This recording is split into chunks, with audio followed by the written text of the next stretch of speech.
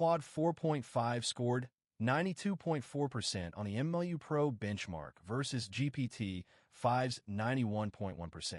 But benchmarks don't tell the real story. Real-world tasks do. Here are my 15 test results. Claude 4.5 dominated in complex coding tasks, multi-file refactors, debugging, and architecture decisions. GPT-5 was faster for simple scripts, but made more subtle logic errors. For long-form writing, Claude 4.5 produces more nuanced, less generic output. GPT-5 is better at following strict formatting requirements. Both excel at different writing styles. GPT-5's reasoning mode is still slightly ahead on pure math problems. Claude 4.5 wins on multi-step reasoning that requires understanding context and making judgment calls.